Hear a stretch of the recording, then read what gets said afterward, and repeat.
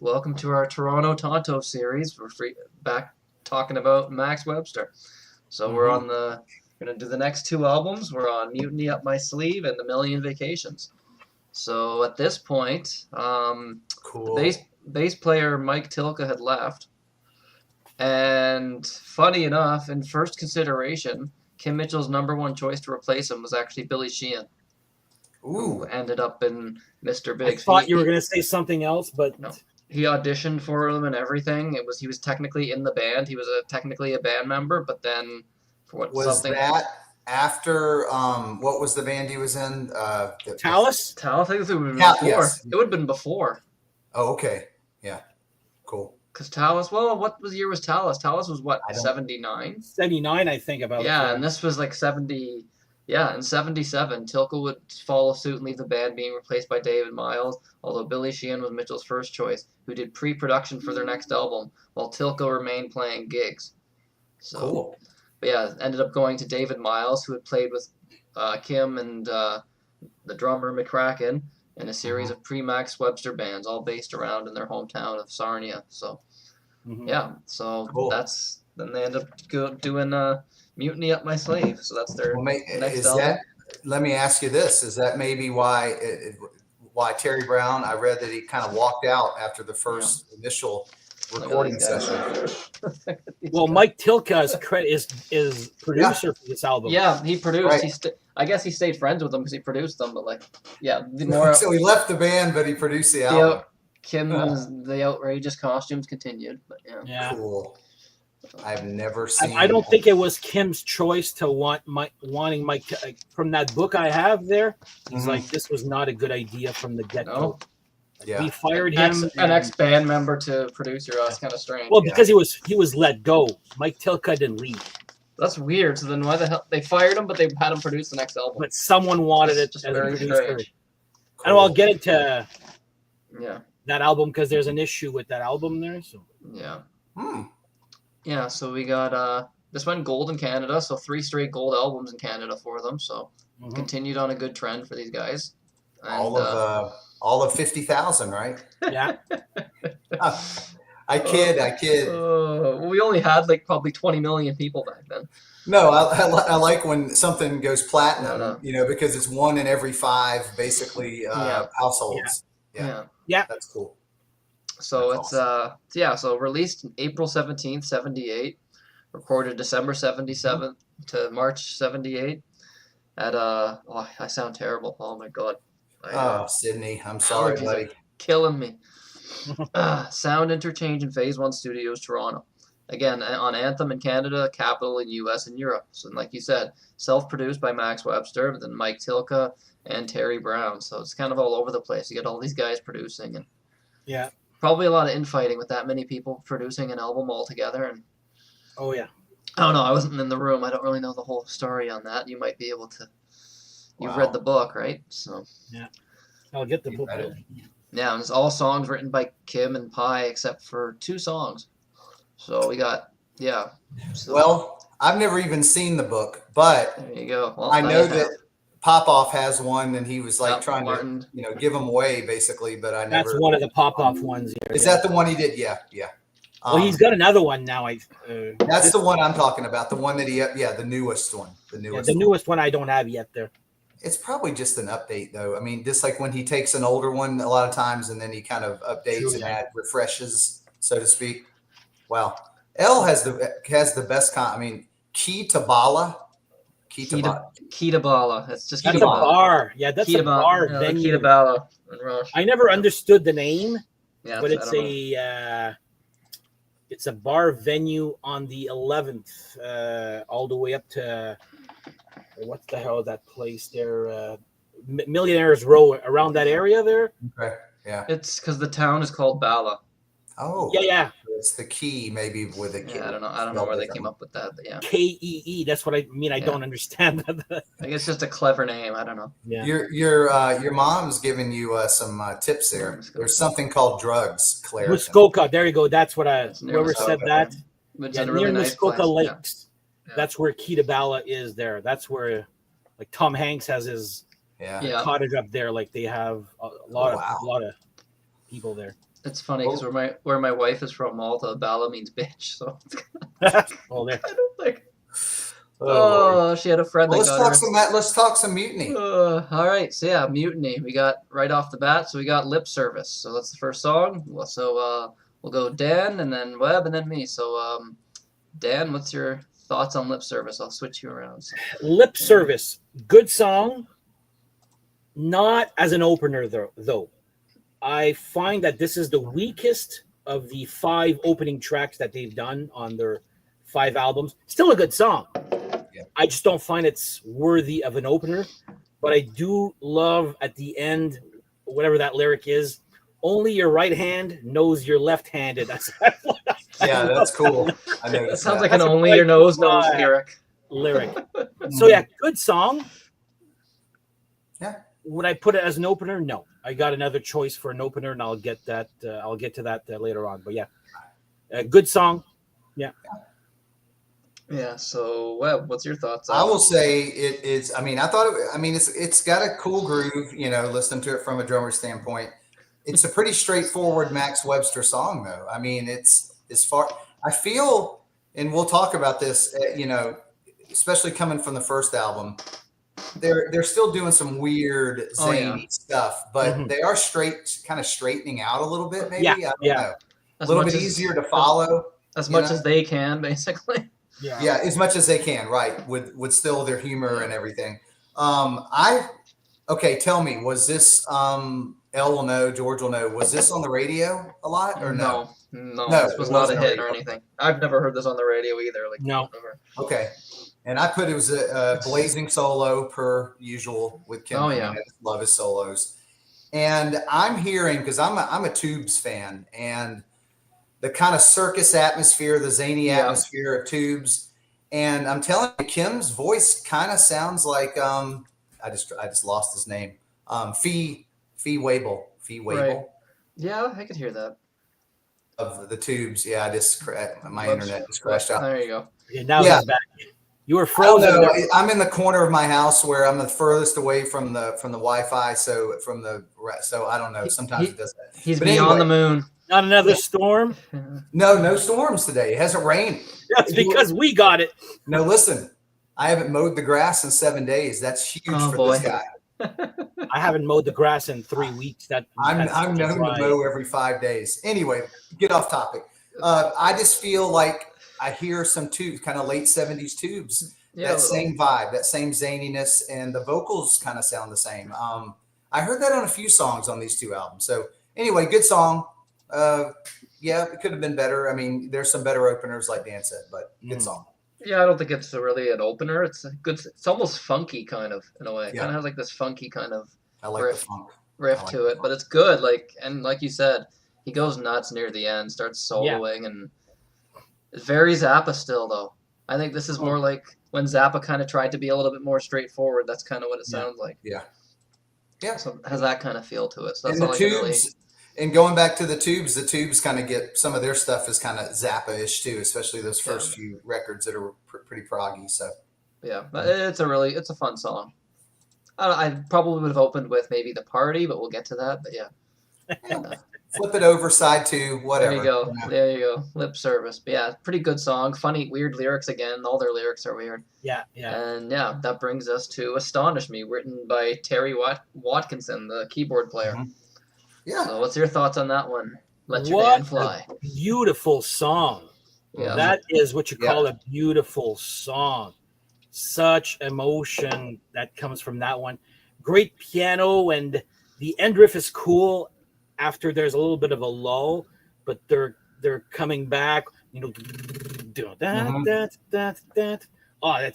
the keyboard and the outro guitar solo are just great. I find to me that's a great song. Not an opener. I'm gonna get to that later on. Yeah. But yeah, that just the more I listen to it, the more I'm like, wow, this is a really, really good deep cut. Like really good. Mm-hmm. I have no problem with this song at all, but I just find it's just probably one of their more emotive songs that they've done there. So good one for me. Great, beautiful song. Yes. Cool. I'll piggyback on what Dan said. Yes, it's kind of it's beautiful. It's the piano is great. It's a ballad. It's got like big ballad power chords in the chorus. I wrote down. I said beautiful piano. Like it's kind of like a proggish ballad. And everybody shines. Yes, and now it's Terry's song, but doesn't Kim sing it? Yes. Yeah, Kim sings it. So Kim that sings doesn't it. happen too often, right? Yeah, I mean, no, I know he no. sings. Okay, and they've done this on a few albums where the first song obviously is pretty much a rocker. This one, maybe not as rocking on this album, and then the second song they kind of they change speeds. They change speeds, which I don't know. I like the sequencing on most of their stuff. Yeah. So anyway, yeah, it's a good song. I like it. Yeah, I like it too. Like at first, when it first starts, you're thinking, "Oh, it's going to be another one of those kind of boring ballads," but no, it actually picks up. It actually exactly what I thought. Throws in the power chords. You first hear it, you're like, "Uh-oh, what do we got here?" But no, then it really picks up, and yeah, that solo at the end, the chorus is really infectious. Like it's such a great chorus, and it's that the riff that goes throughout too is just really fun, memorable song, and it's not your typical ballad. It's kind of almost dark in a way, kind of, but still somehow beautiful. It's weird. Yes. It's just a really weird but really well written song for a ballad. It's not just like some wishy-washy, sappy kind of ballad. Oh yeah. No, this is actually a song. It's actually really good. Like it's really not well written. Cheesy, not sappy, just pour your emotions out there, and everything works. And again, there's great soloing too at the end too. Like he goes nuts. So yeah. Well, I mean, I wouldn't say he's coming into his own because Kim Mitchell, I mean, he came into his own probably on the first album, but he does seem like I don't know, he's this, does he get better with each album or just more confident, or is it just, I don't know. It just seems like the solos to me, as we're listening, going through the catalog, they're all great, but they're getting better. I don't know. I like them. Yeah. I think as time goes with his Max Webster and then solo, I think he works more for the song, as opposed to this is just a million notes that, you love or you don't. There, he still shreds. I mean, at times, but more mature. It's more. He's getting more mature. I don't know. Do these guys look like they're getting more mature? I don't know. Sonically, not fashion-wise. Sonically, yes. Emotionally, he's getting more mature, but not. Inwardly, he is. Outwardly, he's not. Outwardly, he's not. There you go. All right, so that brings us to "Let Your Dan Fly." I mean, let your man fly. There you go.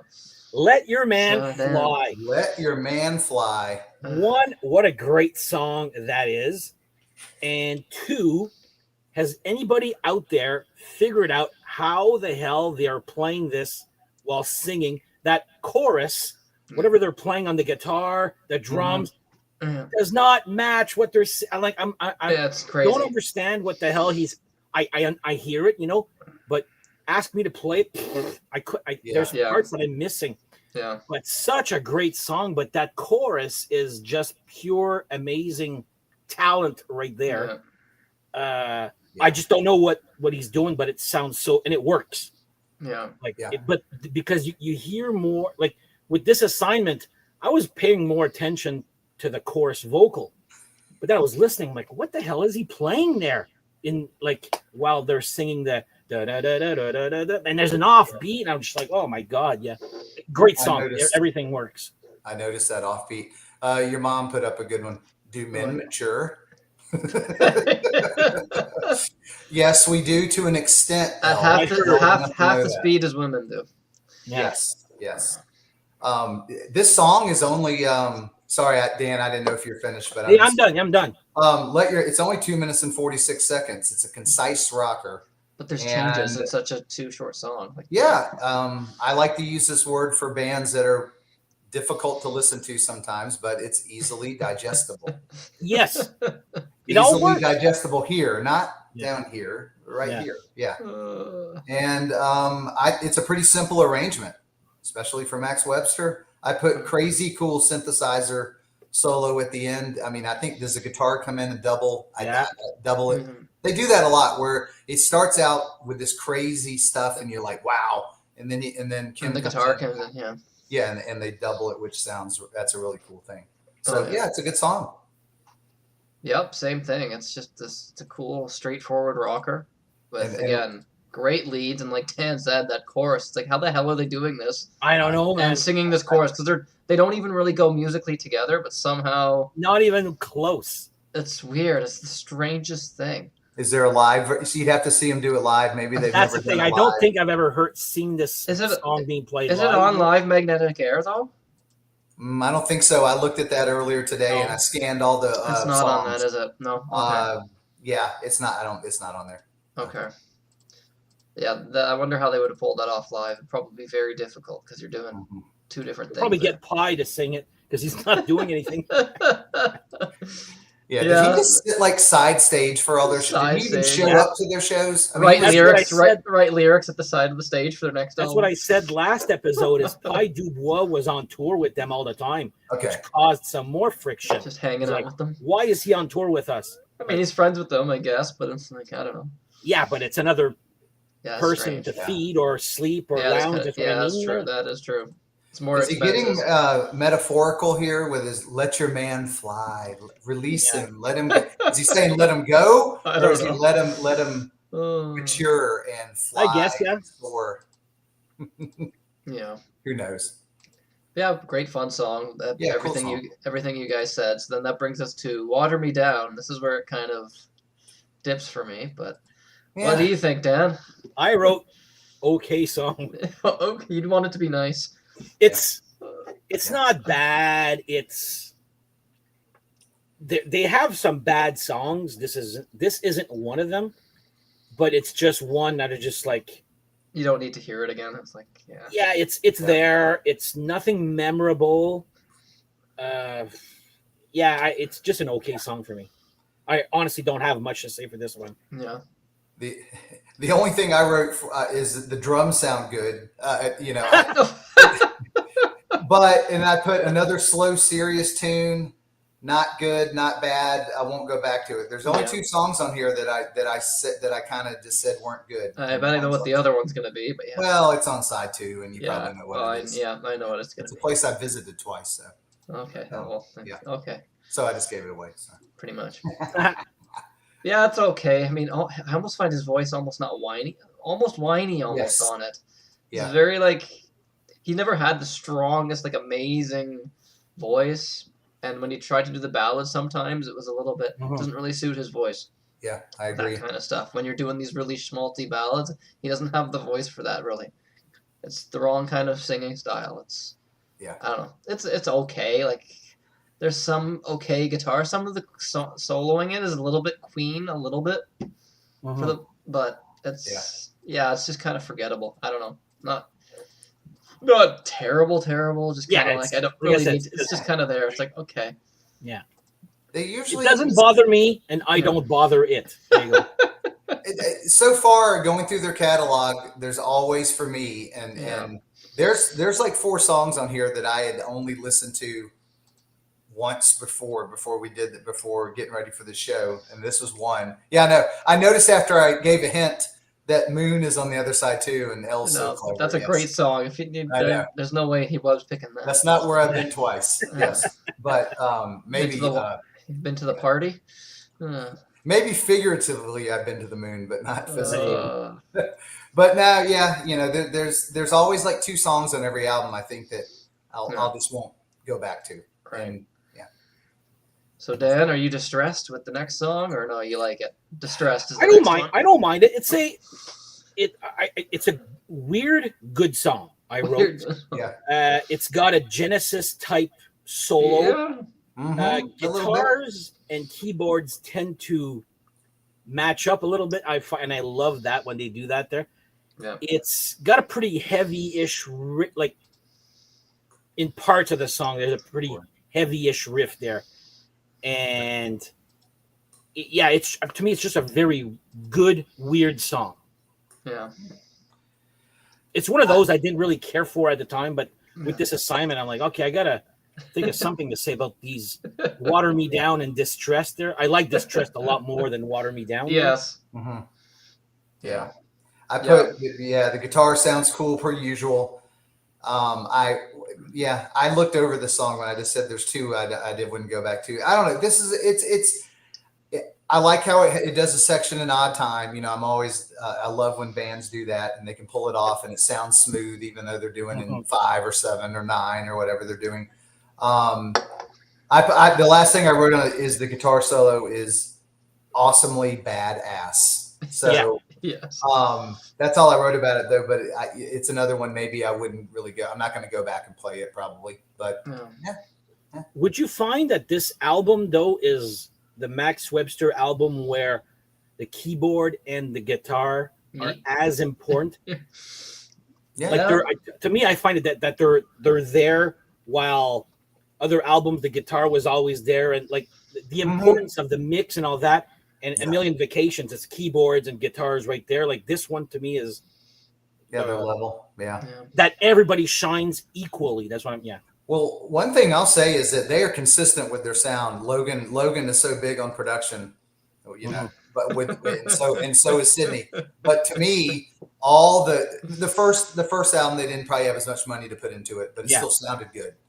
But the next 3 albums all sound. If you put them on a good stereo, they're pretty much going to sound, I think, pretty much the same, which I kind of like because it's predictable, but if it sounds good, I want to keep hearing that. Yeah. So. Cool. So Distressed is it's kind of a song where it's hard to remember really how it goes. Exactly.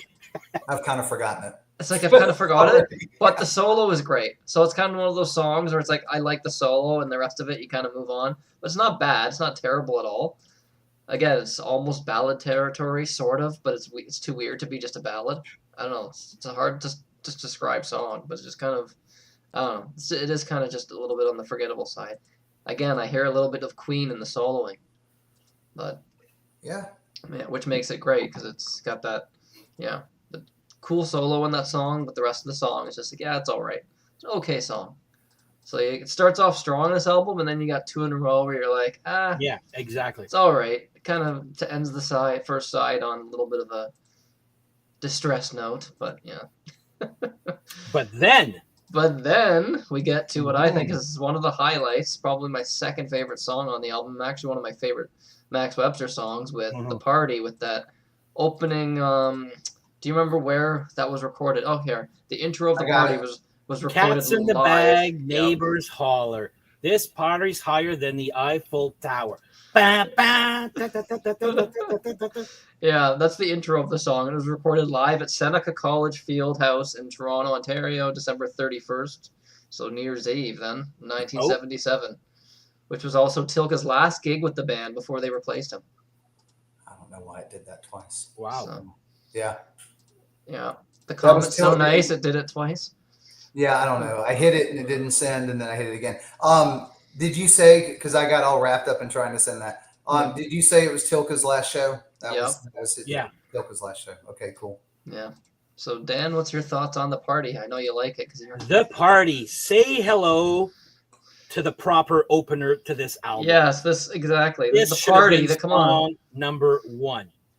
Yeah. Yes, it changes riffs every 15 seconds. Yes. Which is awesome. But it works. It's a short song. It's not that long. 4.5 minutes. But, my God. It is such a busy song. It's a great song. It's such a great song. And you're going to hear it. To me, this is like a 10 out of 10 song there. Yeah. I love this song. Should have been the opener. I love that little, now you told me it's a lot. I didn't know about it's actually recorded live. I thought it was a studio fake live. The song's not live. No, the intro, Just the intro, just the intro was used as a And I've seen Max Webster or 90-something reunion on YouTube playing this song. Wow. And they still sound good. That looks like sounds like a very difficult song to play, if you ask me. Especially remembering everything. It's funny they would use Tilka's last gig with the band as a It's kind of insulting to him. Poor guy. Yeah. It's like well, he probably hates that song because of that. Well, they open shows with it a lot. He produced it though, so according to this book, he produced it. Kim Mitchell does not like the end product of the sound. Really? Of Mutiny Up My Sleeve. Said there's no bottom end. Really? No bottom end. Maybe I heard the remaster. I mean, I don't know. I thought it sounded pretty consistent with the others. I mean, if you compare it to Universal Juveniles, like that's got a lot of bottom end. But Yes, there's a different bass sound. Like here now, and I'm gonna get there's something with the next song there. But Dave Miles he's got a specific sound that's not present in this song. Yeah. But that's present in other albums, especially Universal Juveniles. With the we're all distortion. Sleeping. Yeah. But yeah, the party should have been an opener and great song. One of Max Webster's best songs ever. And they do play Ernesto. They do play this on the radio still today, right? Right? In Canada, not in the United States. I don't know if this was party. No, they don't. I have nothing off this album. Like again, my parents are in the chats. They're huge Max Webster fans. They probably didn't know any of the songs on this album except for The Party, because they have always loved that song. The Party is part of Greatest Hits. It wasn't due to radio play. Yeah. It was part of a Greatest Hits, but I don't think this was a hit on. They threw it on Greatest Hits because he needed enough songs to fill out a Greatest Hits, so they kind of. Well, so it wasn't a radio song, but it's a top 10 known Max Webster song, exactly. Top 5. Yeah, exactly. Okay, cool. I put it that it kind of has that oddball circus ensemble Tubes vibe again. You know that I don't know why I was hearing the Tubes on this album. I love the double time at the end too when they just start going off. Oh, and soloing on this is just. It just goes crazy. And they know they're good. I mean, I like when a band knows they're good. I know I'm show off. I know, but they're not. They're being impressive. They're impressing you. Well, the musicians that are listening, going, "Oh wow, did you see that? And do you hear that drum fill?" and all that stuff. But yeah. What Dan said, I wanted to say something about that. In one of the bands I play in, sometimes our bass player switches over to guitar, and we have a guy come in and play bass on a couple songs, and he's got the same bass. He's still playing, the same stuff. But when this second guy plays, I hear the bass more because I think it's the attack on the strings. He's just stronger with his stronger fingers.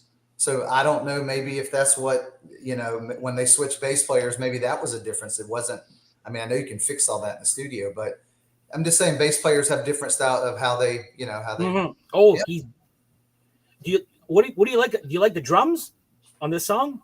Well, he's a drummer, so he's going to. Oh, I love the drums. I love McCracken.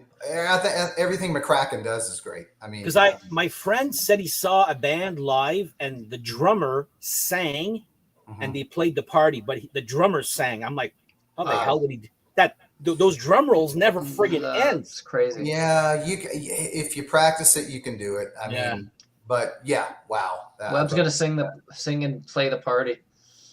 Yeah, he's gonna do all the drum fill. Webb's gonna do it. I want to see that. Can you sing, Webb? I like to sing. I can't sing. I'm always, there's a difference between those two things. Yeah. Yes. I love to sing, but I'm always like one step off. Like my wife goes, it's amazing. You really get into it, and you're passionate when you sing, but it's not so much your voice. It's just okay. I don't know. Whatever. No, Elle, I'm not going to do it. I'm not going to do it.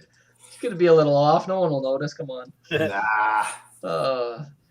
They should have had a song called Mutiny Up My Sleeve on this, though. That sounds like a great song type. Yeah. It does. Probably would have been heavy, too. Yeah. So, yeah, that brings us to Waterline, which is... Oh, wait, no, I didn't really say anything about it. But, yeah, Party, yeah, great. Like, everything you guys said. Just, it's pretty much a hard rock song with a lot of weird things in the middle of it. We are going to play that after this. So, yeah, The Party. Great, cool, fun song. Probably a top 10 song. By these guys, like it deserves to be on that greatest hits. Big top 5, top 5, I would say too. Yeah, it's a great high energy song, and just it really sounds like it's live too, not just because there's that live stuff thrown in. It just sounds like such a live song, and this is on Live Magnetic Air, I believe. Maybe side B should have been side A. Maybe they just got it backwards when they mastered. Well, no. The end song, you can't put that as a end of side 1. Yeah. Right. That last song is well placed. Yeah. Oh, it is. It is. You're right. Yeah, it's where it needs to be. Song 10 is where it needs to be. That brings us to 9. Sorry, 9. Yeah. That brings us to Waterline. It's a good song, good groove. It's like a blues groove I find there. Yeah, it is. I remember seeing him live, and some guy in the front row play Waterline, and he's like, "What?" Really? But this is where Dave Miles's bass solo with the distortion finally shows up, and you see him especially live. I love that, especially at the beginning of Battle Scar there, Yes, that type of sound, and he's got that in the middle there. Good song. I don't mind it. It's better than Water Me Down and Distressed. But yeah, probably one of the best of my least favorites. How about that? There you go. Yeah. I put it was just pretty much straight ahead Max Webster, but straight ahead Max Webster is not very straight. It's very crooked. Yeah, and curvy and stuff. Yeah. I hear the chord progression of Day Tripper in there by the Beatles. Day Tripper. Listen to it again. It's somewhere in there. It's in there. I don't know if it's exact, but my ear tuned into that. It's a good song. When I made a big Max Webster playlist, I put this on there, but then once I started going through it, I realized maybe I'll take it off. But it's a good song. It's like Dan said, it's the best of the 3 that are not really that good. Exactly.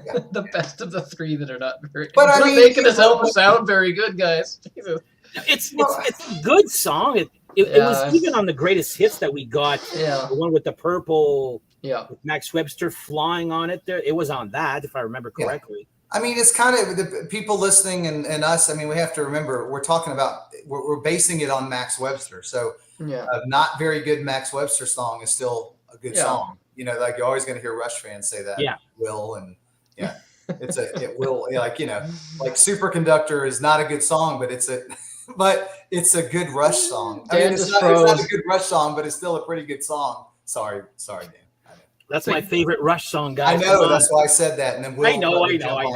Oh no, Will agrees with me. Yeah, it's a. Let's stop talking about Rush. I'm not going to do that. Sorry. We did that last time. All right. So Waterline. Yeah, not much to say. Not a fan of this one. It's just kind of almost bland and generic. I don't know. It's all right. It's kind of forgettable again for me. Yeah. Not really much to say about this one.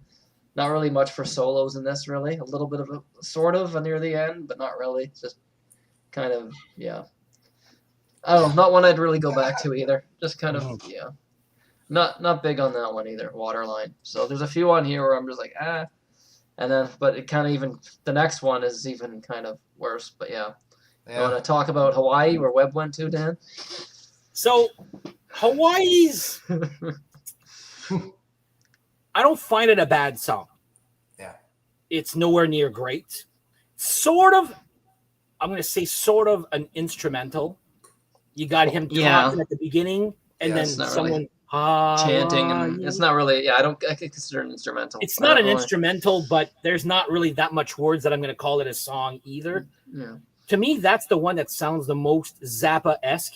Big time musically. Yeah. You can almost hear the friggin' you can almost hear xylophones that are not there, but you get like I don't mind that song actually. I'm gonna defend it. Wow. I don't mind it actually, guys. It's fun. It's it just makes me want to hear the next song even more. But it's okay with me. I have no problem with it. Yeah. Thanks, Will. Webb? I might have to whatever Will. And see you, Will. Thanks for coming by. Yeah, Will and Bobo. You got a great show going too. I'll join them. I'll join you guys tomorrow on the chat. This is all I put for Hawaii. One time listen. That's all I wrote. I don't know. Maybe I need to go back and listen again. It just didn't do anything for me. It was kind of quirky. It was kind of cool. But when I got through with it, I said, It's pretty much all keyboards, right? There's really not much. Yeah, and I love I don't know, I like keyboards a lot, but it just didn't do much for me. Yeah. Yeah, it's just kind of. I mean, it's called Hawaii. It sounds like music that you'd have on the background while relaxing in Hawaii. Yeah, maybe that's what the intention was. The intention is kind of. It's just like in Zappa's studio in Hawaii or something. I find that song screams Zappa right there. Yeah, it's like if Zappa were in Hawaii. Yeah, it's just weird though. It's just I don't know. It doesn't really do much for me. You put it on. It's like okay. I feel like it's almost like was an intro into the next song, but then they just kept going, and it's like didn't know when to stop. It should have been like a short 1 minute intro into the next song. Yeah, it's 3 minutes. 3 minutes. That idea of yours there, Sydney, works better on the next album, and so I feel like it should have been an intro, like not a whole song. 3 minutes of just kind of nonsense, really. It's just weird. I mean, it's good musicianship. I'll give them that, but it's just weird. It's not catchy at all. No, it's musical. It's musical. I'll give them that, but there's song-wise, it's not really much of a song. It's them jamming on their instruments. But I'm able to sing to you the parts more than I can for Distressed. Yeah. I don't know. I'd have to go back and listen though, but yeah. Again, I'm not saying it's a great song. I'm just saying it's not as bad as I thought it was. And that brings us to what I think is the greatest of the Moon trilogy, but we'll see what Dan has to say. Oh yeah, Say Hello to my favorite Max Webster song ever. Cool. Okay. Really? When you got lyrics like cocaine-colored computer cards, whatever the fuck that means, or that is. I love the alliteration. Alliteration. It's just making up random things. Yeah. I saw Kim Mitchell. Well, I've seen him many times, but someone kept yelling in the crowd, "Beyond the Moon!" Really? And I don't think he can play it. And he goes, "Listen to the guy who keeps singing." He keeps wanting Beyond the Moon. This is all I can play. He goes, and he plays that and he stops. That was it. That's funny. But that is progressive music at its best. Yeah. Everything works. And you guys have got to see this on YouTube. Okay, so this song is on YouTube where Max Webster plays a show. I believe it's in a high school or some sort of auditorium or whatever. And it's like an amphitheater. It's like inside of an amphitheater. And it's the lineup for the Universal Juveniles album. It's like it's that tour. But you see Kim Mitchell and he's playing that song, and then at the end, the amazing guitar solo at the end, there's one empty seat in the front row, and then Kim Mitchell just goes down. It sits in the empty seat. Stands on the seat and playing to everybody. But you have to watch the guy that's sitting beside him. It's like this. It's probably like, what the hell? You know those kind of guys in high school would have packs of cigarettes under their t-shirt. Yeah, exactly like that. And he's like this. Oh my God, I'm just like Kim Mitchell. And you see him just like, let's say this is Kim Mitchell's leg. He's like, I was like, whoa, what the hell's going on? So you got to see that part there. Oh my God. But yeah, this is the best Max Webster song ever, in my opinion. Wow. Whoa. It's got everything in it. And that outro guitar solo, Kim Mitchell still plays it at the end of every one of his concerts, except one. I've seen him, 8 times? Once he didn't play, but that solo with Peter Fredette just doing the bass with it, and it's such a good, perfect song for me. 11 out of 10 for that, like for me. Nice. Well, I'm going to kind of say the same thing. I put prog brilliance, dig the groove on the verses, great dynamics by the band on this one, long, amazing guitar solo section. The band is absolutely cooking. The last minute and 30, I had to time it. Kim is just shredding, holy effing shit. And that's what I put, because I mean, you're right. It's probably, I mean, I love all the Moon songs basically. Even the one on the next album, not the one next album. The Sun Voices, Moon Voices that we'll talk about. But anyway, Dan said it all. This would be a song I would play for someone, that said, "Hey, I heard Max Webster is kind of crazy, kind of cool. It's what play me something. This would be one I'd pick. Cool. So yeah, great song. It's a classic. It's definitely a top song. Like it starts off almost again. It starts off you're thinking it's gonna be a ballad. Then it gets heavy. The riff comes in. Then it starts going back to like the piano thing. Mexican ballad. Yeah. Yes. It goes to the piano and then it gets heavy again. There's all this soloing. It's just a progressive rock classic. It's just, but it's heavy. It's on the heavier side of prog, where he's just going nuts. Yeah. And it's just some of the soloing that he's doing is just incredible.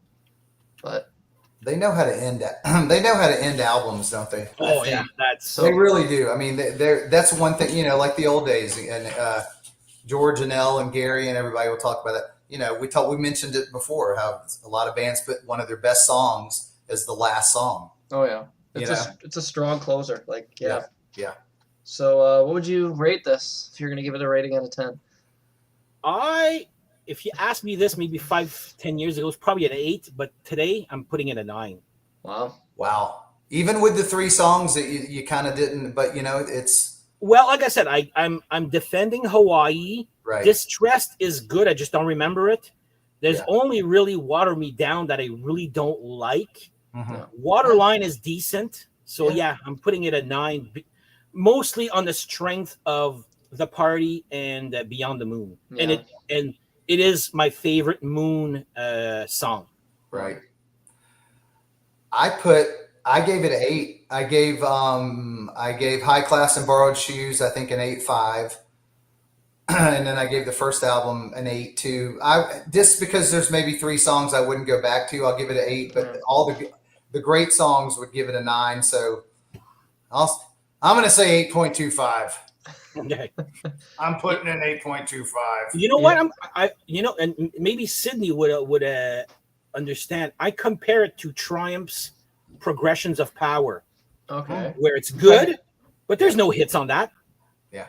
Right. That's funny. That's that's my 3rd favorite album of all time. By the way. Exactly. It's still good. I'm not, but there, apart from I Live for the Weekend, there's nothing on that album that people know.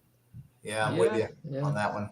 Pretty much, yeah. So same thing with this. There's no hits on this. You can't do a Max Webster show without talking about Rush and Triumph. It just always happens. It's just gonna happen. Yeah, Let it happen, right? I'd probably go. What'd you give it? I'd go like close to a 9. I'll go like 8.8 or something. I don't know. It's just like I said, the songs I don't really like are just whatever. They're there, but they're short at least. So they don't drag on too much. But the good stuff on here is amazing. So. Yeah. You know, I think that, you know, I'm always going a little bit lower than you guys. I think the American rating, I have to knock off 0.5 for everything. The Canadian conversion rate? Are up point. Yeah. The conversion rate. Oh my God. Yes, the conversion. It's the conversion rate. If I were in Canada, I'd say a 9. Conversion fee. Oh my God. Yeah. There you go. All right, so we're gonna let's see. We got lots of time still. I think. How long do you want to stay, Webb? We said, what, an hour and a half at most? Put me down for 90 minutes. Okay. So. All right, so we got time here. So we're only halfway. Play the party. So we'll play the party. All right. And if we have time at the end, we'll go back and play Beyond the Moon. We'll try to get through the next album quickly, though, so we can hear some more music. Seriously. Yeah, we'll go quicker. All right. So, yeah, here's the party. Let me make sure I screen share this. Terrorists. Oh, God. Yeah. Let's not get into that. All right. Let's see. The party.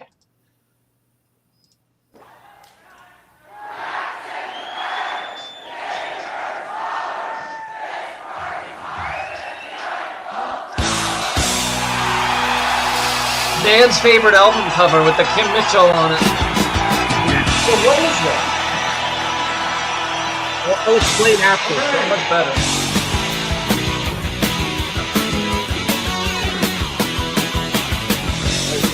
Listen to how tight we are here.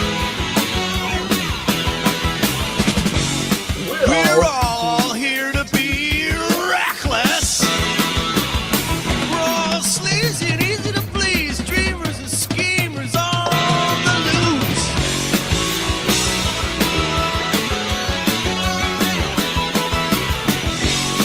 We're all here for a celebration. That capsicum in the Max machine and the French is up and smoke that seal don't dance on to the farce.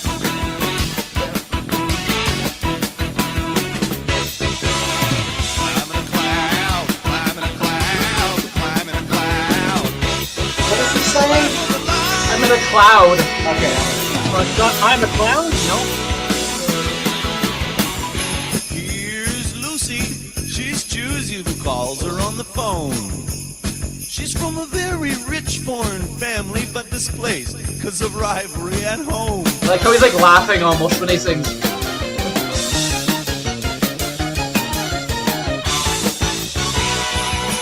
Now Daphne is the orphan, still searching for her roots.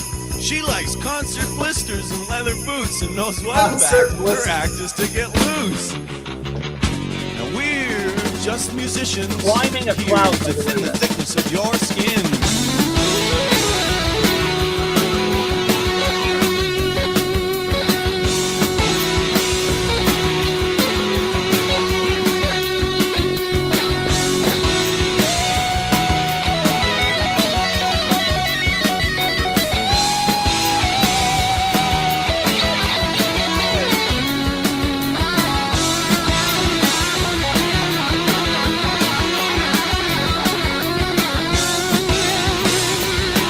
Some people start following each other.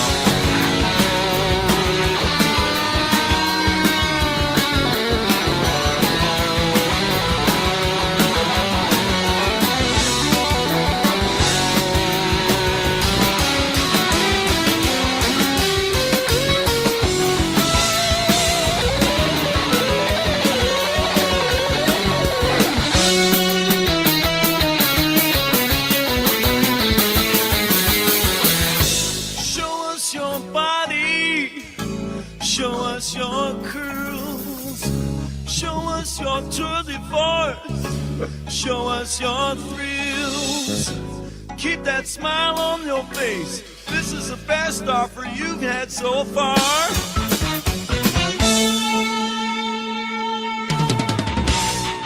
We're innocent. This riff here is awesome. In the cabarets, we get our veins wet.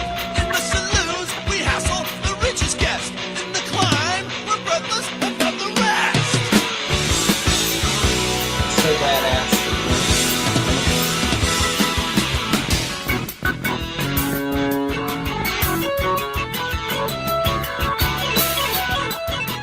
That's what I mean by a lot of everybody has a bunch of shine with really cool keyboard, and then we do some more guitar.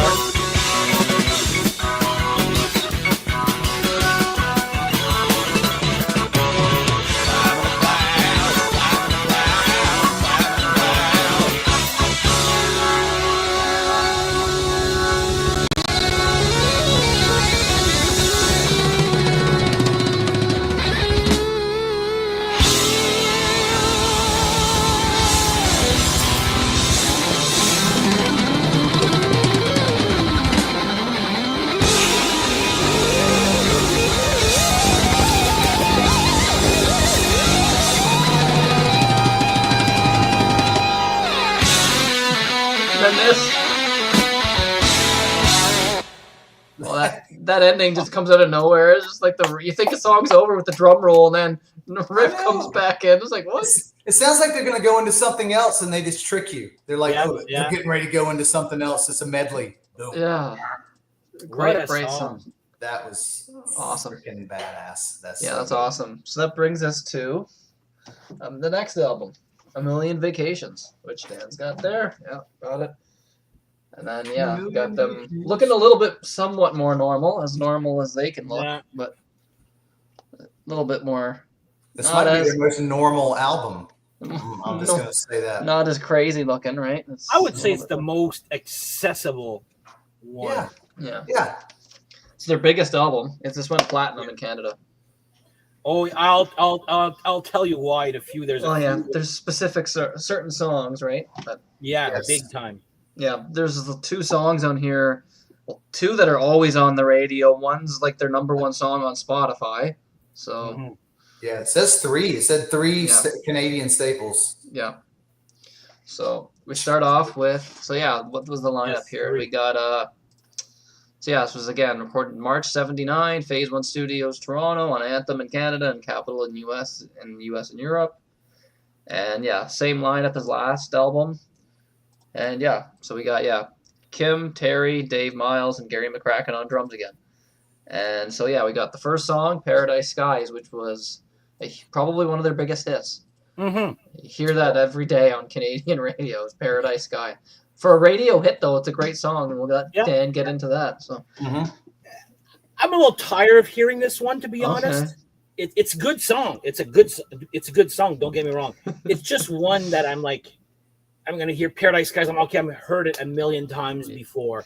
Like, Sydney's right. That plays on the radio so much, especially when Kim Mitchell was the DJ. Well, for us here in Ottawa, there's like She 106, which is just classic rock, which is just play the same damn list every year. Yeah, like it's. Yeah. But it's a good song. He plays it live still. Oh yeah, a good single-ish song there. I have no problems with it. If I never hear it again, I would be okay. It's like wow, okay.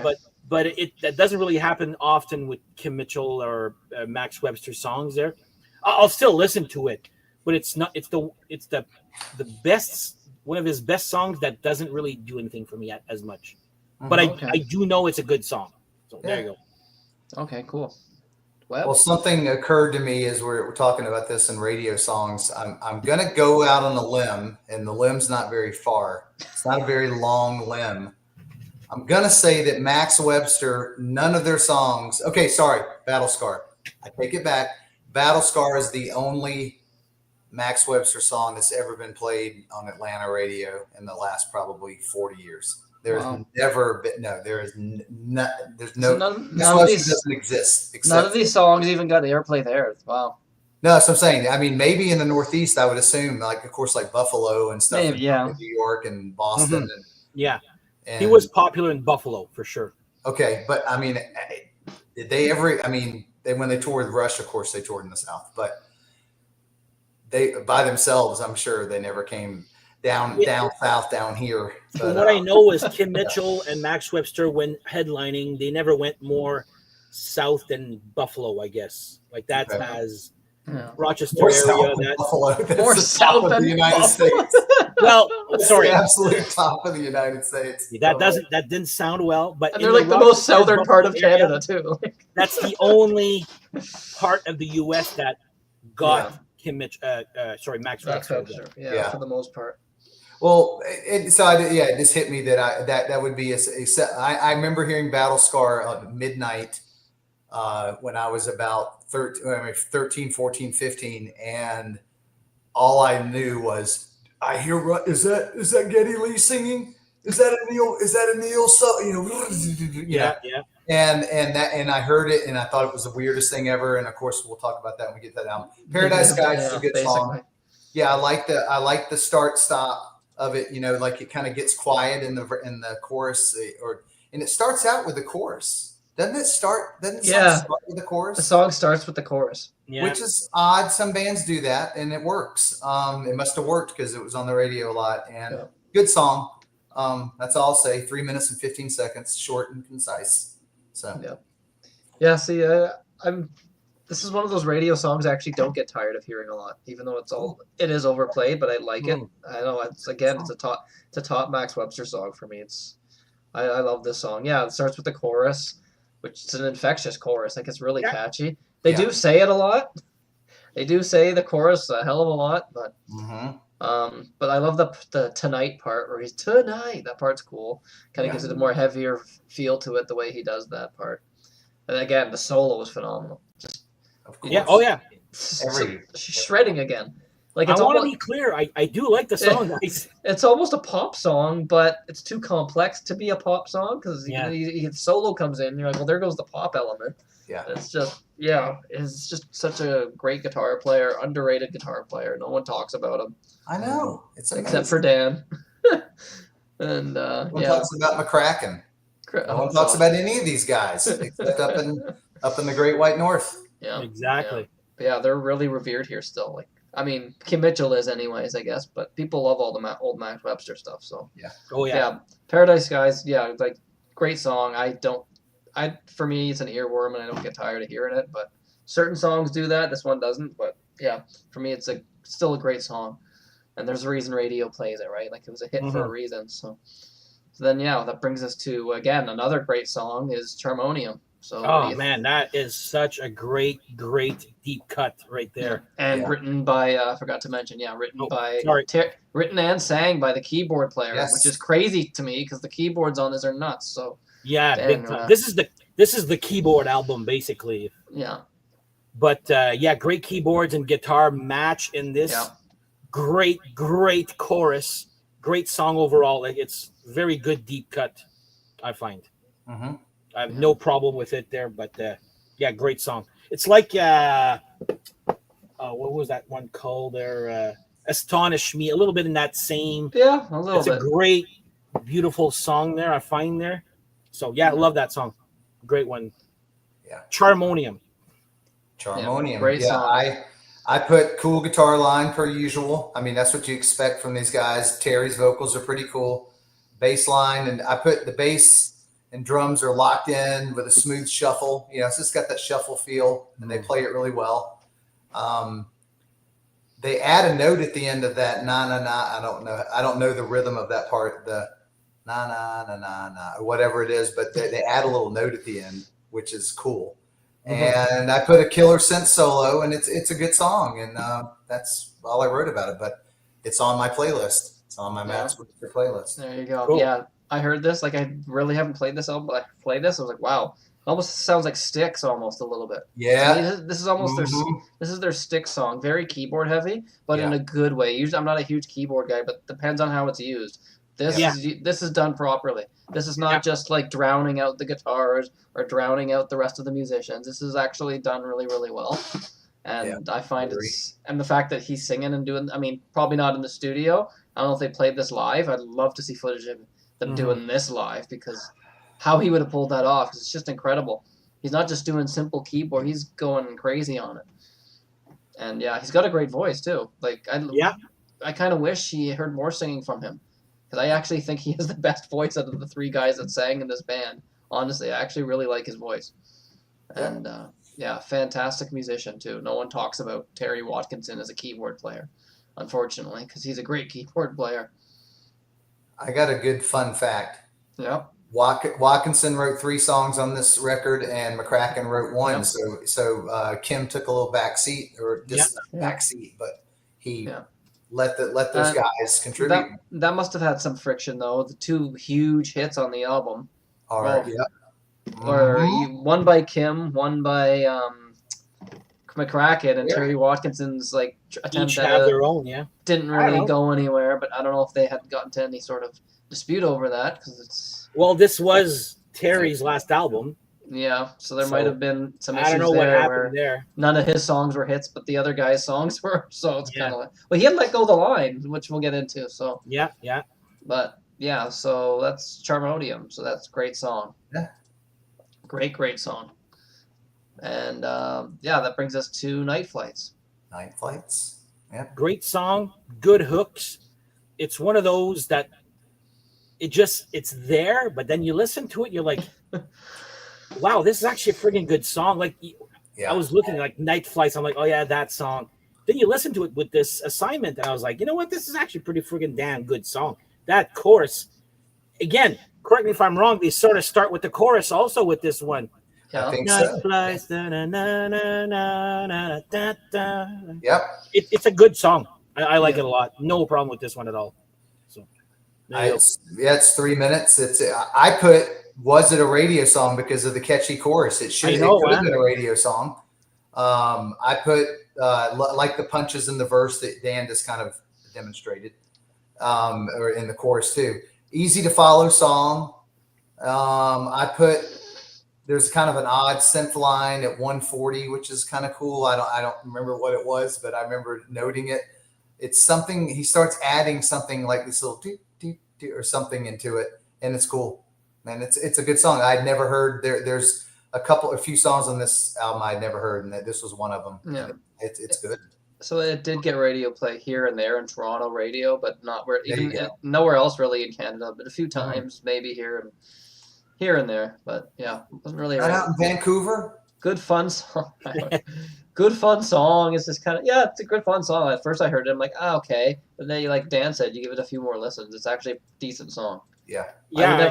If I put it on Max Webster, it's not a song I'll think of to put on. Exactly. But when you hear it, you don't shut it off, and it's not like I don't want to hear this. It's kind of one of those songs, right? It's not a go-to song, but it's you and I can make one whole brain. That's scary. I don't know if you want to think with my brain. I don't want to see that morph. I don't want to see that. But then we get to we'll do Sun Voices and Moon Voices together because they're sort of one song, I guess. They're not. They're separate songs because they're each 3 minutes. Yeah. But good idea. Well, one's 4:50, one's 3:05. To me, they're not much of songs really, but I don't know. But Dan, what's your thoughts on these two? So to me, this is not part of the trilogy of Moon. Okay, it's not. Yeah. Okay. The title to me, I never really asked there. I never asked Pi. I lost his number, but Sun Voices to me is just a very boring song. There's some cool, heavy riffs at the end. But it takes too long. Yeah, and it took 5 minutes to get to some riffs, and then it's over. Yeah, exactly. I agree. Totally agree with you guys on that. And Moon Voices, a good instrumental on keyboard with heavy guitar riffs at the end. It's a little proggish too. I'll say that. I enjoyed Moon Voices way better than Sun Voices. Yeah. But to me, it's just like wax. Wax. We're going to stop doing these shows, and Dan's going to call me Wax. He's going to call me Wax. It's like that distressed song. You're like, I don't remember liking it, but I don't remember how it goes. Same thing with these two. Sun Voices and Moon Voices. I couldn't sing them to you right now, even if I wanted to. Yeah. I put that Sun Voices has some cool long drum fills in the fade out. And then I put that it's in the fade out. The fade out. That's not good. Best part. He starts going crazy, and the producer starts pulling. Yeah, exactly. But by the way, it was produced by John Denotbeck. That guy. John Denotbeck. I don't know. He there's a one-time producer. It wasn't Terry Brown. It wasn't. It says John. It says the band and John and Max with it was a friend of theirs. I don't know. Who knows? That's what I'm thinking. Moon Voices, though, I put this kind of odd, funky keyboard groove. Yeah. Has a space sound like they're on the moon, so they're doing a good thing there. There's an odd time jam for 10 seconds at 2:09, which is really cool, and I wanted to go on longer, and it didn't. And I just put it's atmospheric and it's spacey, and has a triumphant kind of vibe, like we just went to the moon kind of thing. I don't know, and but it was all right. But to me, they're both kind of just forgettable instrumentals. They're just kind of like noodling around. It's just, I don't know. Not really my thing. Not much to say. Would never put these songs on again, probably. They're just kind of forgettable. It's just like, again, you started off strong, and then it's like, why these weird little, I don't know. Just not for me. Not really much to say. Oh, God. Oh, dude, you're getting bad. Bless thou. I'm getting mad. So and now it's later in the night, so So we'll just skip right ahead. I got not much to say about those two. It's just kind of like they're just kind of there. There's just let's flip the album. So let's flip it over to A Million Vacations, their biggest song. I think this is like their biggest radio hit. One of them, yeah. One of them. I think Let Go of the Lines. Actually, I read was the biggest. I think so too. Yeah. Which is weird because I don't remember really know that song as much. But I'll explain why. So this one, A Million Vacations, I heard on the radio more as a teenager, and that sorry, I'm not laughing at Dan. I'm laughing at Elle's comment. Yeah. No, it's that riff there. Just making fun of my sneezing.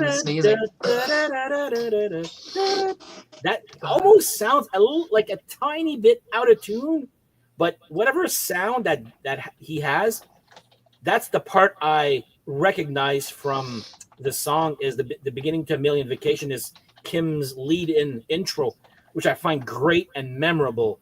It was probably only 10 years ago I found out that McCracken was singing this song. I didn't know it. I never really noticed that. I'm like, Kim sounds different. Yeah, exactly. Well, now there's 3 singers on this album here, and bravo for him. It's a great song, great single. like I said, it's probably the one I heard the most as a teen. Let Go the Line was just somewhere different there. What the fuck are you guys talking about? I'm sorry. L's cracking me up. What I'm saying is gold, guys. I know. Dan thinks I'm laughing at him. No, I'm dying laughing. here. My red nose now. My nose has changed colors since we've.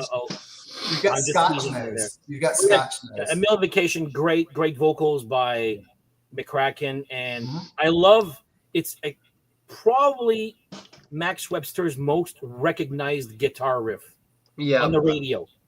Cool. That intro to A Million Vacation, and I love the little production with horns. Has my favorite use of car horns in any song. Yeah. So is that actually car horns, or is that on the keyboard? Is that like some keyboard that part effect? I don't know there. I'd say. Well, I would say keyboard because there's two notes. Yeah. There's I highly doubt they went and like got some taxi driver to honk or went outside and recorded car horns. Who knows? It's Max Webster, so they may well. You never know. I know a band that actually went on the highway to record traffic one time. Oh my God. And they got stopped by the cops. What are you guys doing there? Like recording an album. Yeah, we're recording an album. Like what? But anyway, great song. A Million Vacations, A1. Great song. So let me read what I wrote here, guys, and I said this is a very Canadian sounding song. I don't know. It's just I don't know what that means. The way he's singing. You hear an accent in his voice. You do hear like a Canadian accent in his voice. Yeah, and it's just the vibe of it. It just sounds like it's just pure 100% Canadian. I'm hearing Blue Oyster Cult Mirrors kind of sound on this. I don't know the vocals. It feels like the song could be on that album. Oh yeah.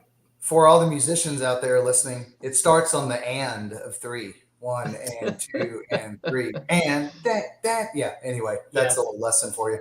I love the line. You can only drive down Main Street so many times. I mean, he's longing to get out of the monotony and take a vacation, and he wants to get away. And it's just a simple, cool song. I could see why it was a hit. Yeah, it's a fun song. I actually really like the song. Like I said, like those little car, and then at the end they just start honking the horn like crazy, going nuts. It's like what the hell? It's like what the hell?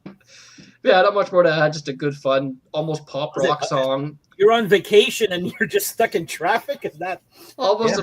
And Main Street is basically what they call the major highway in Toronto, and they call it Main Street. So it's like you can only drive down the highway so many times, like gotta get the hell out of here, kind of thing. Yeah, exactly. I mean, I love the vibe of it. It's just like get me out of here. Yeah. Yeah, and it's funny you say that because I've got a friend that actually had him interviewed on here. I won't say who, but yeah. Anyways, I know someone who used to. He's a drummer, and I think his band was like touring with Max Webster back in the 70s.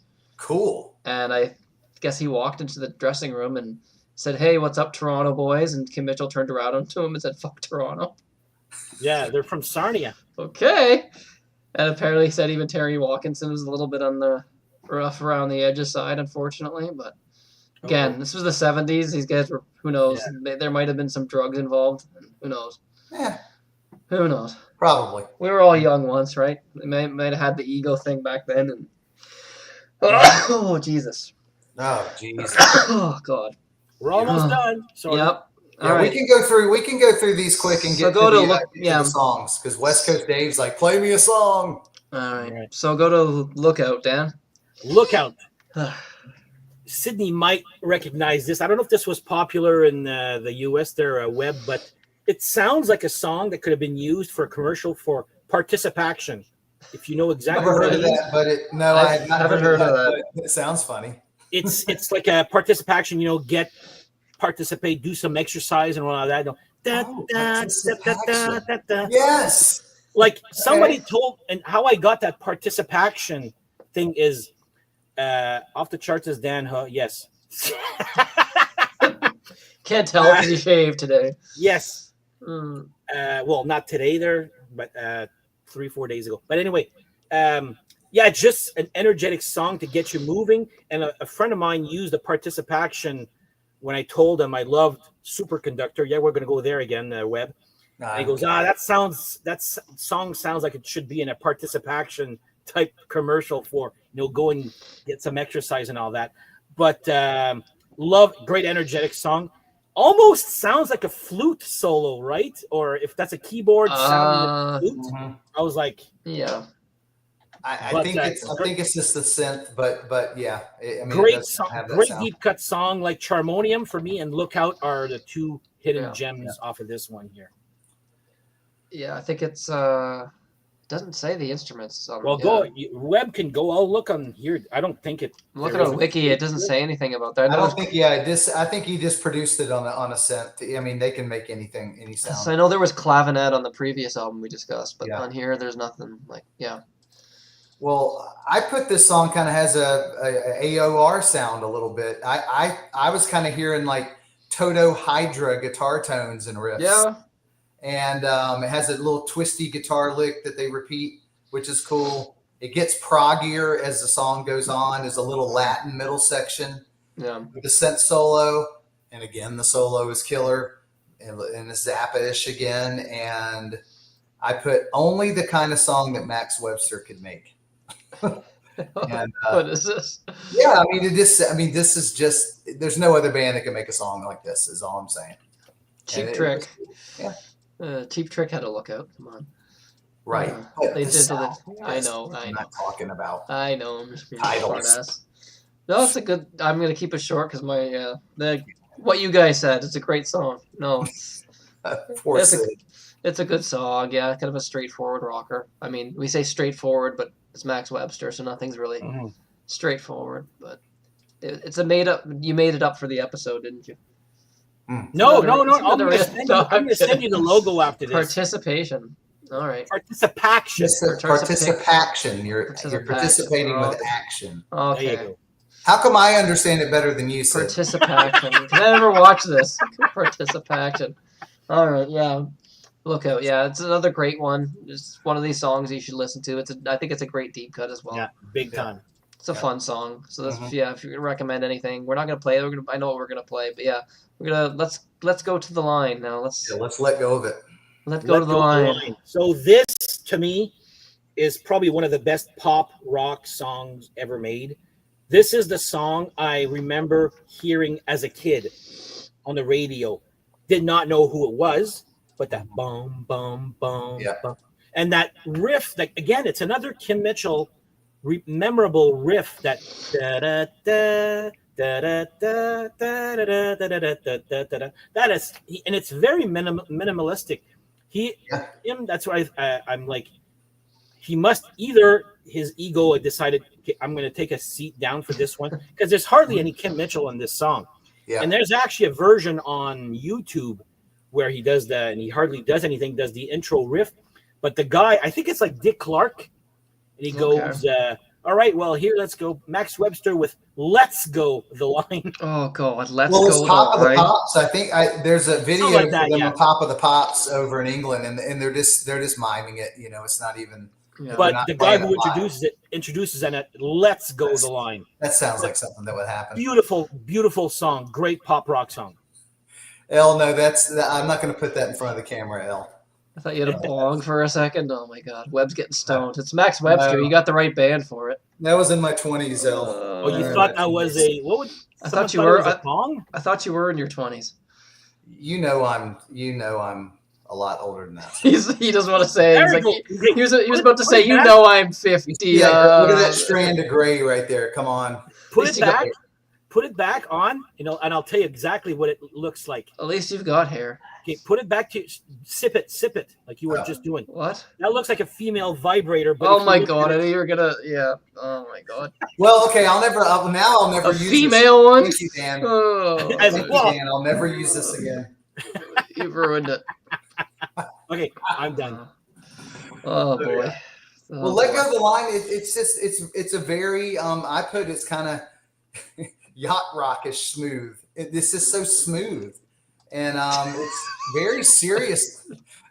It's very serious lyrics. I mean, it's like he's like really digging deep with it. He's trying to get deep with these lyrics. Subdued.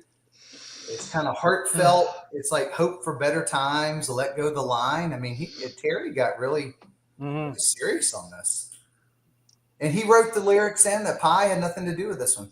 Yeah. He had nothing to do with Charmonium either. Terry did the lyrics and Yeah. So, yeah, it's no other song. Do they have another song that sounds like this in the whole catalog? No. No, really. So, And if you look on YouTube, behind the vinyl, there's a couple of Kim Mitchell ones, and they talk about this song, and Kim Mitchell says Terry Watkinson was the secret weapon of Max Webster. He goes, this was a very good song, and this is coming from Kim Mitchell, mind you, 40 years later. But when he's had time to reflect, exactly.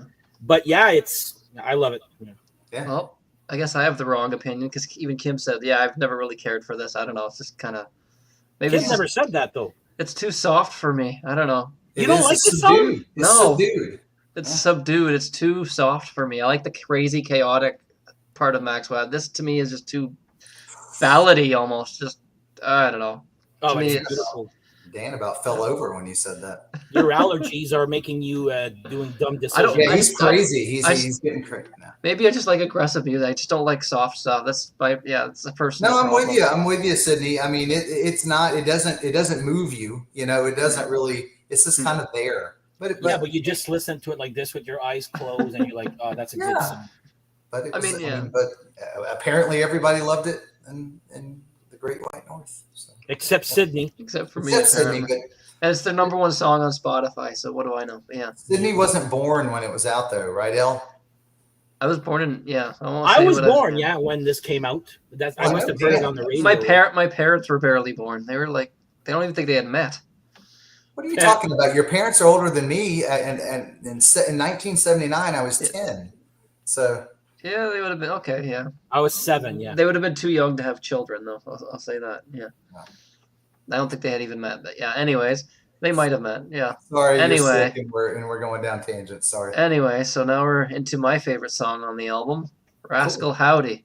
Well, go ahead and talk about it. You go first. Okay. No, seriously. I'll go first. Go ahead first. Yeah, go ahead it's first. Almost new wavy, and I don't really like new wave, but it's energetic and it's got some great lead work, and he's singing really. I don't know. It makes me laugh, kind of, but in a good way. It's just a high energy, straightforward kind of new wavy rock song, but reminds me a little bit on the heavier side of Depot, like something like Mongoloid when they got heavy. That's a good connection. But this is fast, right? It's just such a fun, almost party song, kind of, because it's upbeat and up tempo, but it's just really weird, and the lyrics are just nonsense again. Just like put my headphones on and talk to my dad. What? Or something like that. I was like, what the hell does that even? What? So you're talking to your dad through headphones? What? It's so weird. It makes no sense. And what the hell's a rascal howdy? I don't even know what it means. Like, but lyrically, it's just nonsense. But it's fun nonsense. It's just a fun, high energy song. And when I first heard this, I fell out of my seat laughing because it's so ridiculous. But again, this is back to the quirky Max Webster stuff. Yeah. I found like the more quirky and weird the lyrics, the heavier the songs were. When they did these weird, quirky lyrics, they were always like the more rocked up songs. This is another one for me. That's just that. I love that he throws that in there. Yeah, you don't expect that because it's almost like a poppy, upbeat new wave song. But then these leads come in, and you're like, well, where the hell did that come from? Just wave at my dad. I put my headphones on and wave at my dad. That still doesn't make any sense. There, I'm doing that right now. There you go. Oh. Leave it, my dad. Oh my God. So then, what are your thoughts on Rascal Howdy? See, I call it Rascal Hootie. Hootie, Howdy. I don't even know the name of the song. Bob or Bobo. I'm calling him Bobo, but it's probably Bob. I just like Bobo. It reminds me of Seinfeld. He's saying Hootie. He's saying Hootie. Okay. I enjoy the song. It's not my favorite, not even close there on the. But yeah, one of the bass intro song. And then again, guitar and bass follow each other. I love it when they. It's a good, another deep cut. I find about as good as Lookout and Charmonium there. I think Rascal Howdy. I think it's live. Is it on Live Magnetic Air? I haven't yet to listen. Might be. I know there's video of them doing it live. Yeah. Yeah, that live video of that whole show that's on YouTube. It means he can't hear his dad because he's got the headphones on, so he's got to wave to him. Yeah, I don't know. It's still nonsense. That is what it means. It's still nonsense, though. It's still nonsense. Well, I've waved to my dad saying, "Don't bother me. I'm listening to Max Webster." Yeah, I guess. That's clever, though. It's very clever now that I actually understand what it means. It is actually kind of funny. But yeah. Hey, Dad. Leave me alone. Yeah. I got my headphones on. Go away. Yeah, that's funny. All right, so Wax, Webster, what are your thoughts on Rascal Hoodie? I just put it opens with a cool bass line, blistering guitar, vocals. The lyrics are crazy. The vocals, for some reason, I wrote that. Is he singing kind of in like a, I don't know, accent almost? Yeah, weird voice. He's not singing with his real voice. It's like a weird voice. That's what I put. Vocals okay, kind of weird. It's the band just having fun, jamming, and just they're being rascals. They're being rascal hooties. They're being rascals. They're taking the vibe of the title and they're doing it. So yeah. Good song. They're just fun. They're just having fun jamming. And it's not on Live Magnetic Air, by the way. No, okay. So I know there's live footage of it, so I always confuse if they actually put it on there. I got to look it up. I think it's that live that I've been watching from. It's not the best. It's not the best quality footage wise, but the audio is pretty good. Yeah. Okay, live Max Webster. I gotta look it up. All right. Let's go to research.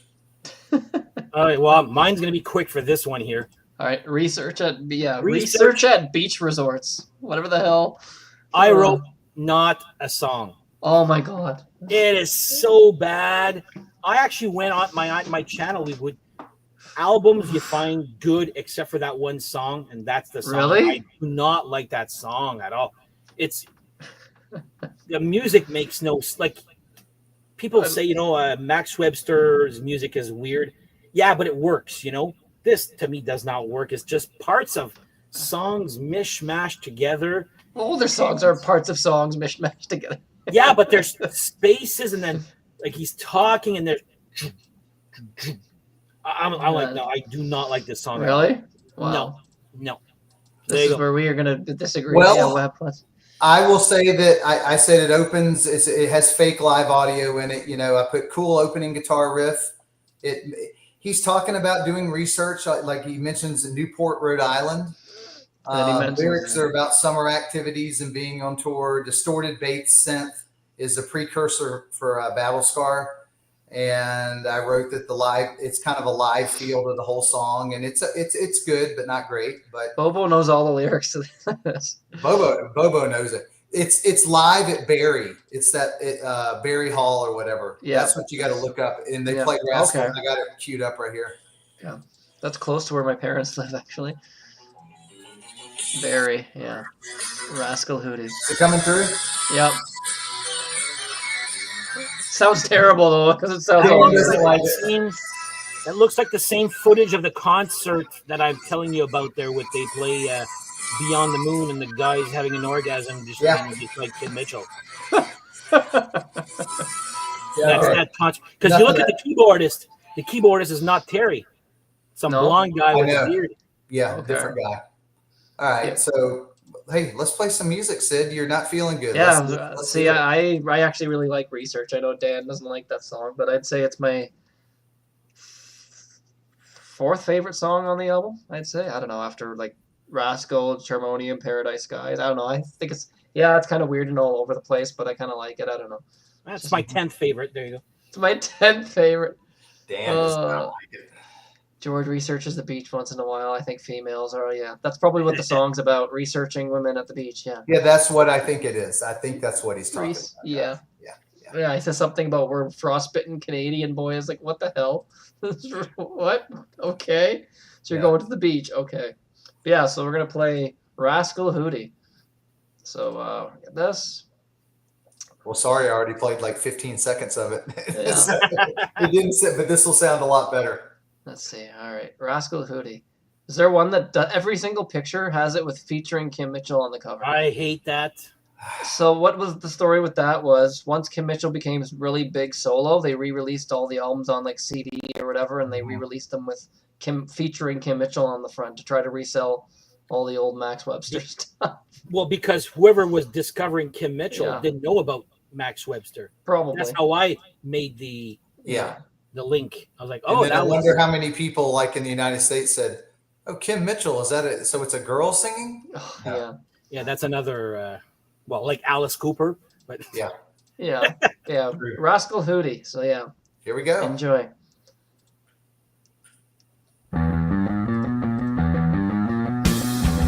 That riff is very familiar.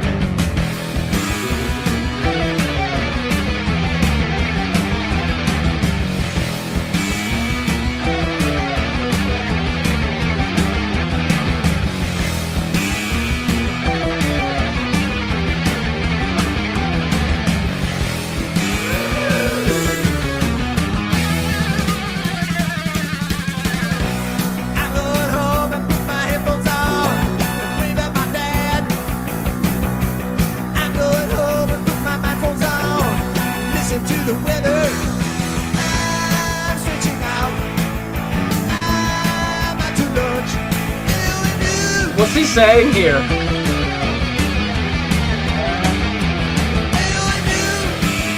The hell are the... I'm gonna roll a big illegal code. I need a time escape. I leave Evan Stark, move to Evan Pit. I'll be too late. I'm out to perch. I'm out to here. You and you.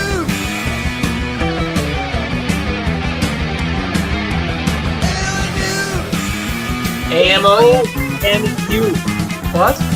A, the letter A, the letter M, the letter O, and then U. I don't know what it means though. AOMU, AOMU. No idea.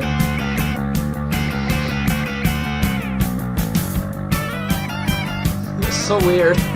It's so odd. Those sounds are so. Yes, West Coast.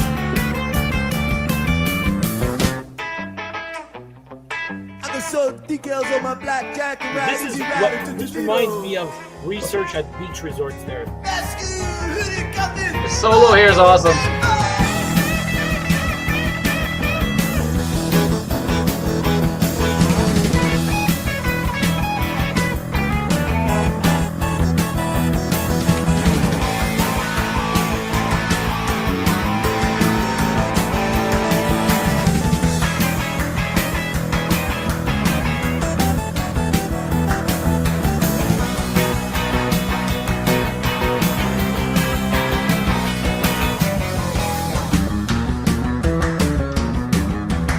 Really? Sure.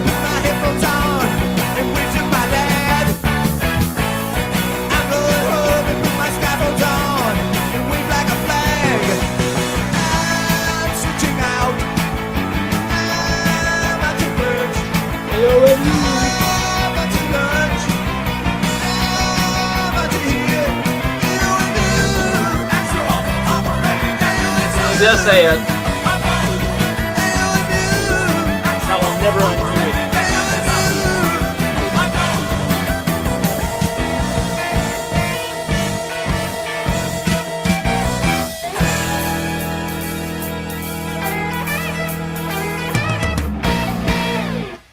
Yeah, if you listen closely, he is actually, you can actually pick it up. He's saying actual operating mechanism. You have to really Oh, does he? listen. Okay. Yeah, you got to really Oh, listen. your mom knows everything. Your I should mom probably look it up. What's the AOMU stand for? And I'm going to say that she already knew that. I don't know. Well, She is your mother, so you should know. all You'll right. know better. You want to close it out with Beyond the Moon? One more? Do our rating first. All right. Oh, We yeah. didn't do a rating. Oh, yeah. What would you rate this? 8.5. Wow. Okay. I didn't think you'd go that high. Okay. I'm going to I love go. what I love about it. Yeah. I'm just going to go 8 on this one. Solid 8. I'm just going to go solid 8. Yeah, I'll go 8. Like the stuff I like, I really like. Again, there's no bad albums in their catalog. There's some great stuff. Yeah. So, Right. yeah. So What is that on the screen? I don't know what the hell. It's just an ad. Oh, it's some Tina Turner thing. I don't know. It's probably a movie. Yeah. It's not actually her, I don't think. But yeah, Beyond the Moon. So we'll play this, and let's close us out here from the first album that we discussed today. You were right about Elle. She looked it up.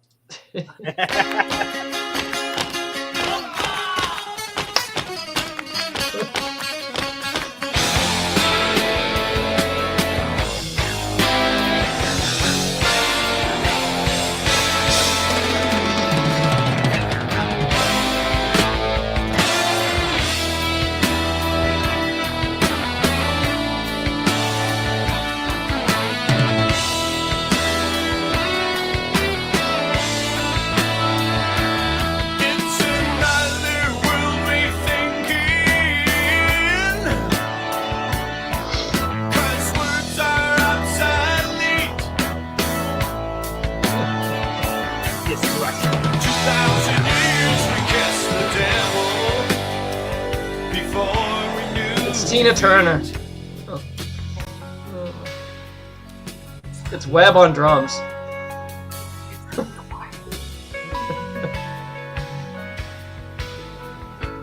Chapter reading marks one morning, freaking out on electric heat, chewing thrills with space into sweetness without steam, cocaine color computer cards. I don't know. Coding cosmic zipper skies, vitamin clouds beyond Vitamin clouds. You have a dog? Yogurt blood.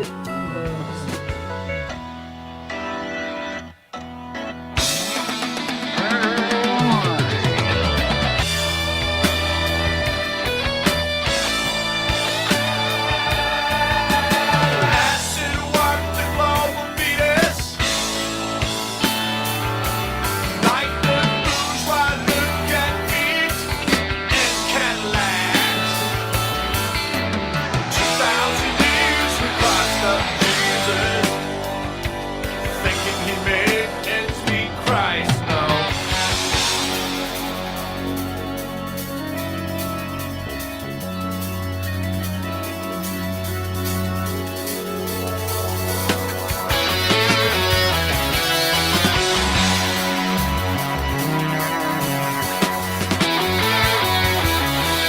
What I mean by his bass sound, there's distortion here.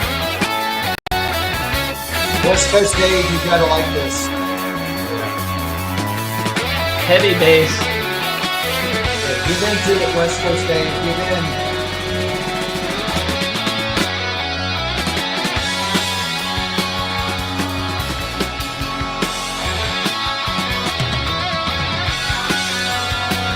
So cool.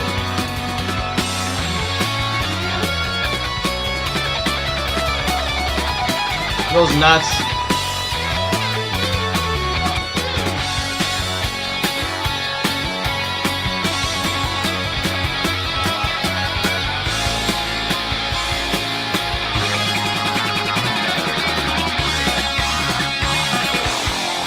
I'm stuck with the whole thing.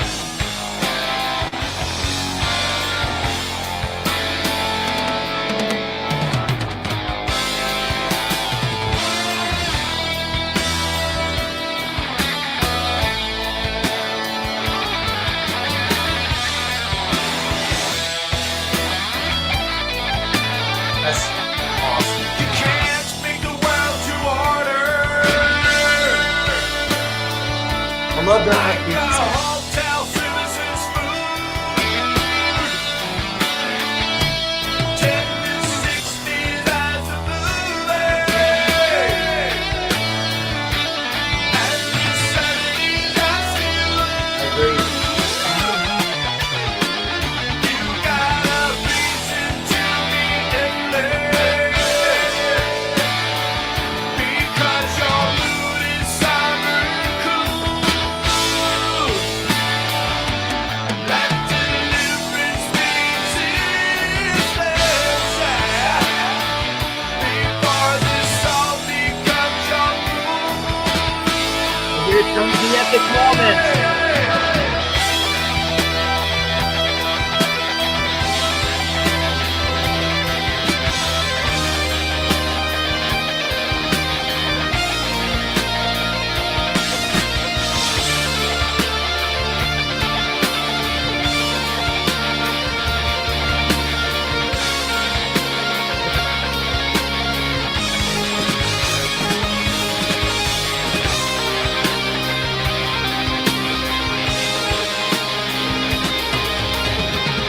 Look at the shivers here.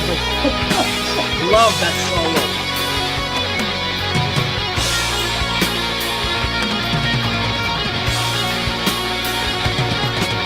Yes, West Dave.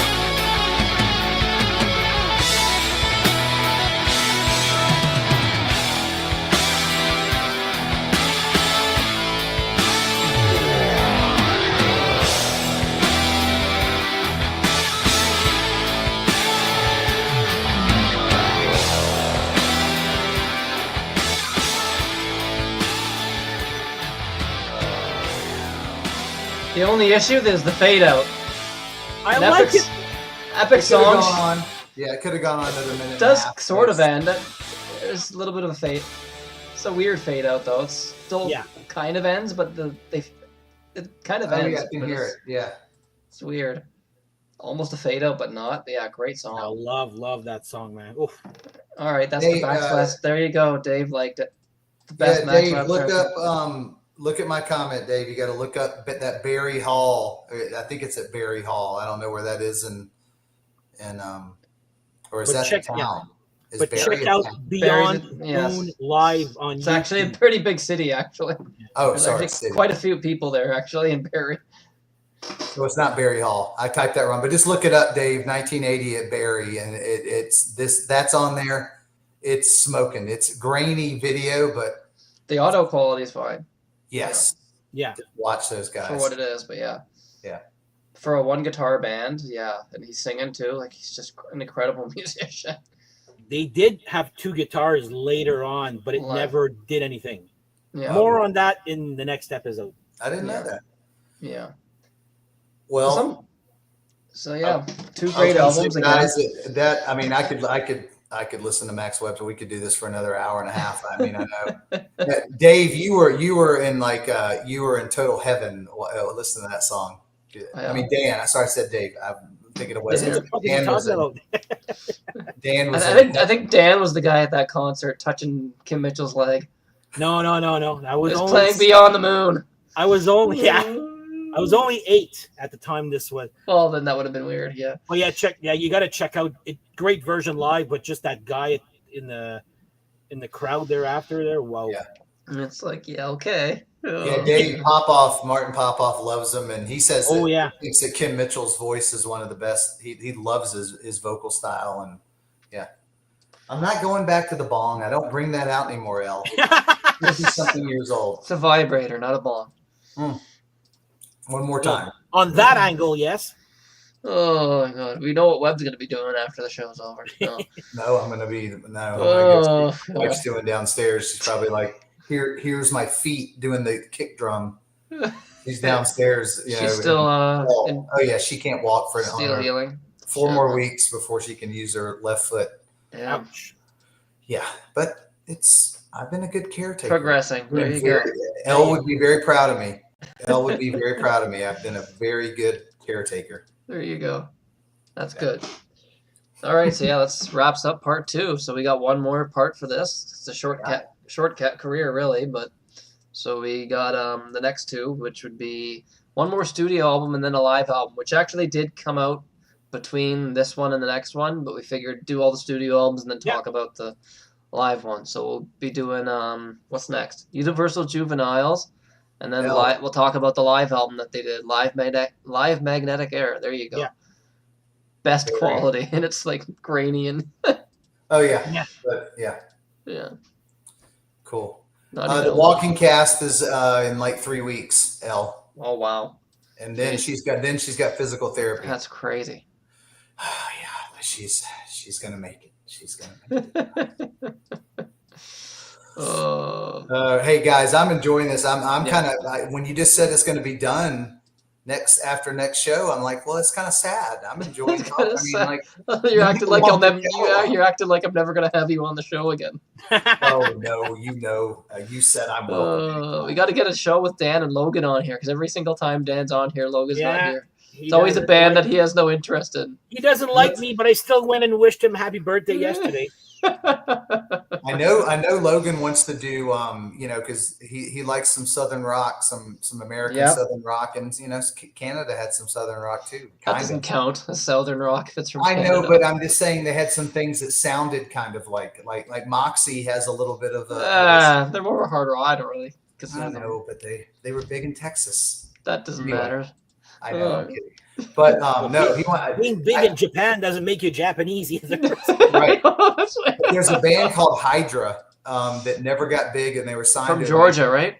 They're from Atlanta, and you can't just say Georgia, you have to say Atlanta. It's a big difference.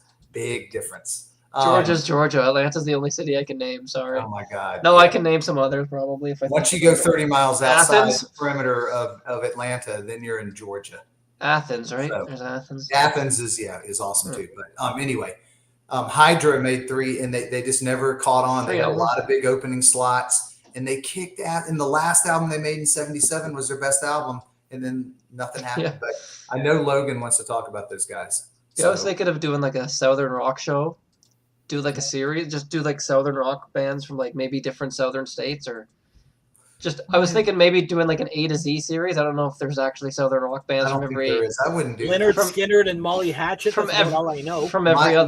My advice for that would be yes, Atlanta's in Georgia, but it's 7 million people, and then once you get outside there's like 2 people outside of Atlanta, then you're in Georgia. You're in the South. So Atlanta is way too international to be the South. Anyway, I digress. Okay. So yeah, I enjoyed it, guys. Enjoyed the hell out of it. We could do a Southern rock show. That'd be fun. Just to maybe. No, seriously, let's do it. And I'm just saying I have to be on it. I'm just going to go ahead and tell you that I have to be on it. Yeah, I know. I thought of Southern rock. They're the first person I thought of. But yeah, Southern rock. You know what? I can do the whole show talking like this, and I can talk like Atlanta. I can say, man, we had some good old times down here. Hey, what you talking about? Yeah. I purposely said hearing y'all's accents too. I love hearing y'all's accents. I love it. Yeah, it's funny. But yeah, we'll do a Southern rock show. Maybe just play like a song and discuss certain bands and play like one song by each or something. But yeah, it'd be kind of fun. Be kind of fun. Pick like 10 Southern rock bands and play like a song by each of them. I don't know. We could do a series. We could find like 20 Southern rock bands. We could find easily. You can do 5, 5, 5, and 5. I could send you like some obscure ones. There's some really weird one album ones, and I've got them. Have you heard of Ambrose? Logan knows a lot of them. Yeah, there's a lot of good Southern rock bands. Do you want to keep it more obscure though? Because everyone does Skinnerd and Molly Hatchet. Yeah, but you could still do those bands. You just play an obscure song. I mean, they have all those. We're gonna play Freebird. Never heard of that. We're not gonna play Freebird or Sweet Home Alabama. I hate Sweet Home. Needle in the Spoon. There you go. Needle in the Spoon or Swamp Music or something like that. No, all those bands have deep cuts that are great. Yeah. So that's what we'd expose the people to. We'll do the Molly Hatchet version of Freebird. Yeah. We could do top 20 even. We could do top 20. We could do a top 100. There's so many Southern rock bands. It's ridiculous. But yeah. Well, when Carter came, when Hee Haw was the #1 show in the United States, during the Carter era, in 76, 77, Southern rock was king. There's a lot of Southern rock, yeah. Yeah. What about Atlanta Rhythm Section? You like those guys? I love Atlanta Rhythm Section. I could talk an hour about them. I love Atlanta Rhythm Section. I've probably heard a few songs. And I love Marshall Tucker Band. And Marshall Tucker was great, and even Wet Willie was pretty good. Yeah, it's a horrible name, but yeah. I know. That's one of the reasons they never made it. But there's so many. All right, I got to go, guys. Dan. All right. Awesome. Yep. Sid. Awesome. Good show. And thanks for doing this. But yeah, we'll be back. The 3 of us will be back next week, or maybe not next week, but we'll see.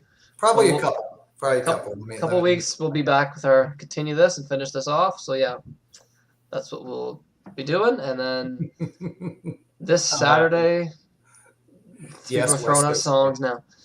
See, now everybody's on a tangent of Southern rock now. See, we got the chat going. Look what you started. I know, Ballad of Curtis Lowe. It's a good one. So then Saturday we're going to be doing what are we doing Saturday?